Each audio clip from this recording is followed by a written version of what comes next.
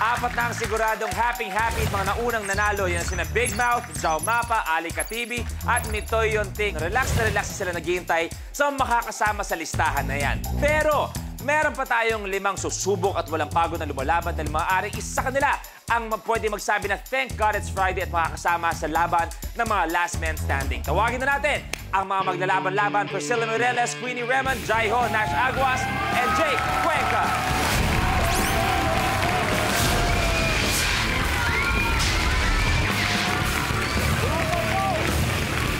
Okay, sila ang mga nagbabalik. Good afternoon sa aking mga players.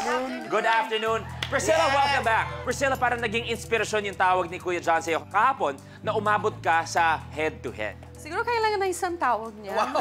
Isa pa. So tingin mo, pag nangyari na si Kuya John, tumawag parang ulit. isa. Dapat bagong mamilyon. Isa pa yung, ano. Okay, gagawa Call. natin ang paraan yan.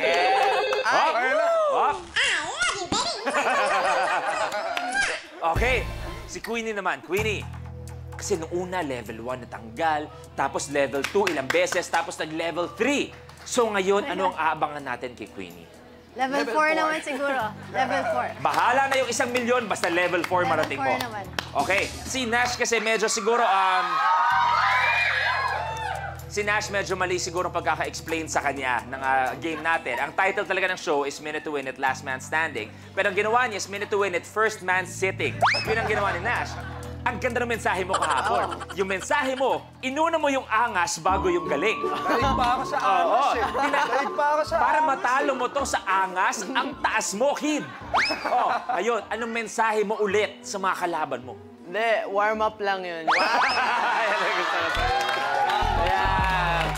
Yan. Para maging magaling na host, unahan mo sa yabang. Oo, diba? Sunod mo na yung talent, pero yung yabang, unahin mo na.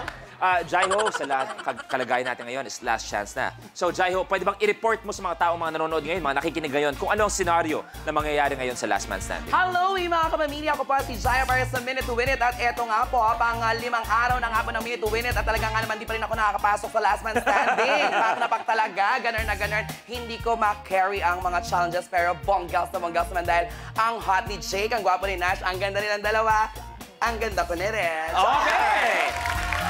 Jake, nagkatotoo. Parang nagdilang anghel ka. Yung level 1. Sabi mo, gusto mo maging level 2 lang. So ngayon, anong gusto mo mangyari? Gusto ko umabot. Gusto ko maging milyonary today. So, yun. Wow!